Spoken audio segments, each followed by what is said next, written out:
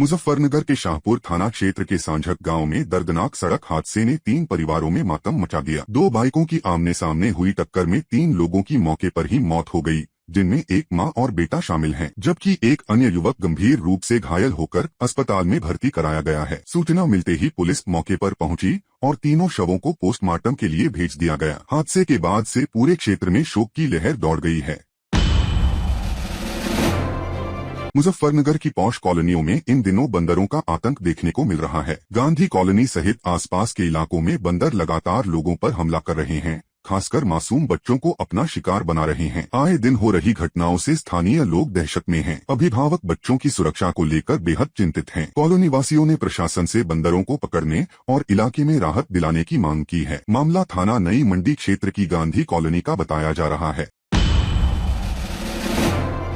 मुजफ्फरनगर में प्रशासन ने भ्रूण लिंग जांच की शिकायत पर बड़ी कार्रवाई की है। जिलाधिकारी उमेश मिश्रा के निर्देश पर शाहपुर क्षेत्र के सोरम गेट स्थित एक हॉस्पिटल में छापेमारी की गई। कार्रवाई का नेतृत्व उप जिलाधिकारी अपूर्वा यादव ने किया, जिसमें सीएचसी प्रभारी और स्वास्थ्य विभाग की टीम मौजूद रही। बताया जा रहा है कि हॉस्पिटल में अवैध भ्रूण लिंग जांच की शिकायत मिल रही थी। फिलहाल प्रशासन ने रिकॉर्ड जब्त कर जांच के आदेश दिए हैं और पूरे मामले की रिपोर्ट जल्द डीएम को सौंपी जाएगी।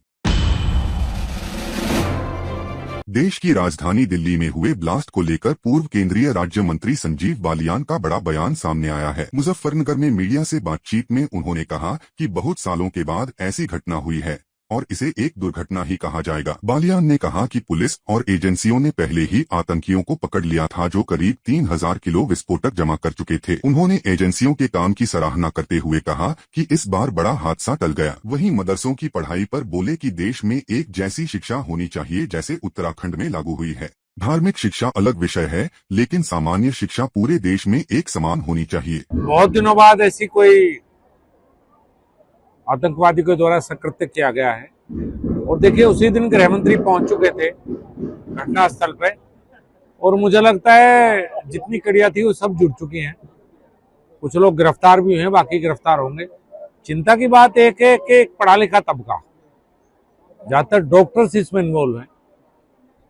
ये सोचा जाता है कि पढ़ लिखने के बाद व्यक्ति थोड़ा सा बेहतर सोच रखता होगा, लेकिन दुख की बात यही है कि जो पढ़े लिखे डॉक्टर्स थे वो इसमें इन्वॉल्व पाए गए। बाकी पूरे देश के लिए चिंता की बात है। आप देखिए सहारनपुर से भी पकड़े गए हैं, मुजफ्फरनगर से भी, करीब करीब हर बहुत जिलों से लोग पकड़े गए हैं।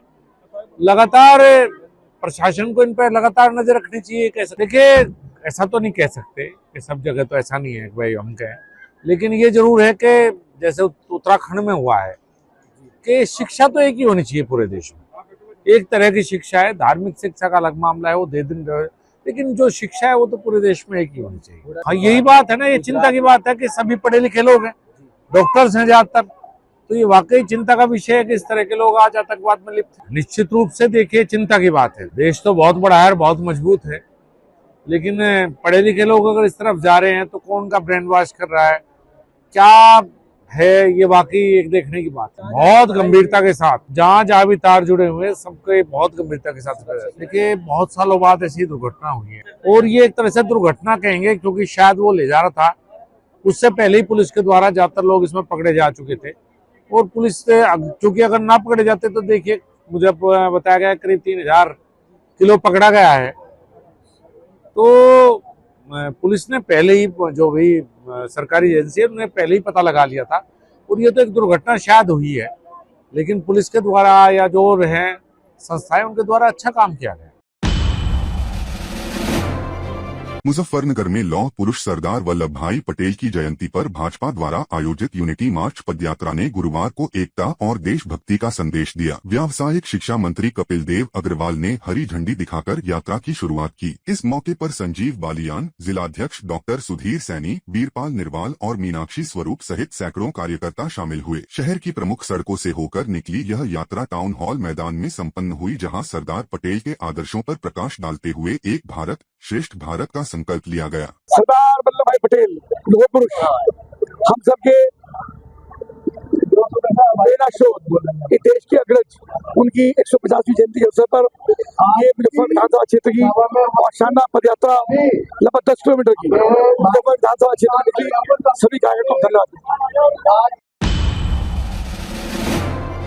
मुजफ्फरनगर में मेहनतकश मजदूरों के साथ ठेकेदार द्वारा धोखाधड़ी का मामला सामने आया है। मजदूरों ने आरोप लगाया कि उन्होंने ईंट, रोडी और रेत का काम तय समय में पूरा किया, लेकिन ठेकेदार ने 20,000 रुपए की मजदूरी देने से इनकार कर दिया। मजदूरी मांगने पर ठेकेदार ने मारपीट की और झूठे मुकदमों में फंसाने की धमकी दी। पीड़ित मजदूरों का कहना है कि वे बेहद गरीब हैं और मजदूरी न मिलने से उनके परिवार आर्थिक संकट में हैं। फिलहाल मजदूरों ने पुलिस से न्याय की गुहार लगाई है। हमारा नाम है जी राजू। मामला ये है जी, हम पैसे लेने जाते हैं, हमें मारने की धमकी देता है।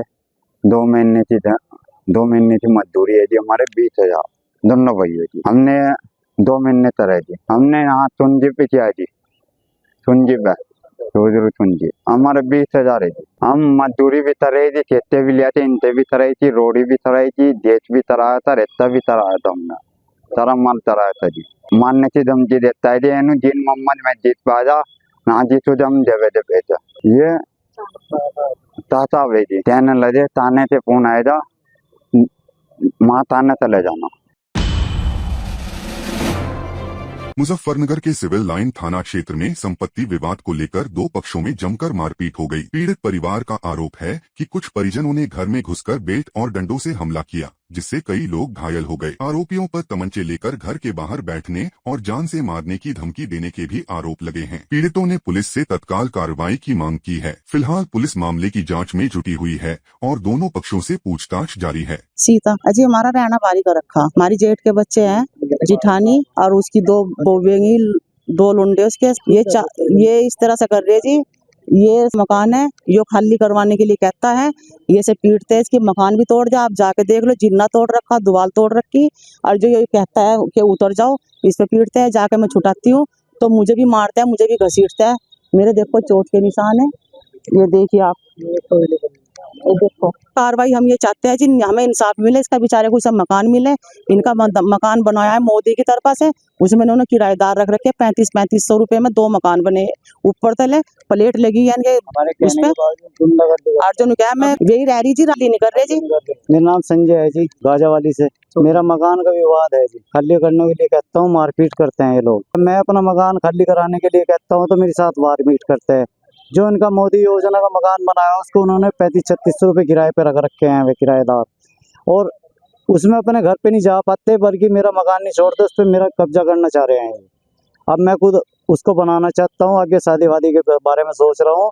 ये लोग मुझे प्रयास करने का चांस ही नहीं दे रहे जी। घर परिवार में से है, लेकिन मैंने उन्हें 2-3 महीने के लिए मकान दिया था रहने के लिए, उनका खुद का आवास योजना से मकान बनना था, उसके बावजूद वे मेरे मकान पर कब्जा करना चाहते हैं। ये भाई के लड़के हैं जी, ये इन्होंने मारा जी, मेरे ईंटी मारी थी जी, आंख बच गई मेरी और हाथ में लग रही है, इधर डंडे वंडे बजा रखे जी। मैं एक कार्रवाई चाहता हूँ जी, मैं अपना मकान खाली कराना चाहता हूँ, मैं उसको बनाने के बाद शादी कराना चाहता हूँ अपनी। अधिकारी ये कहते हैं कि हम जाते हैं ऐसी, वे भी आश्वासन नहीं दे रहे हैं।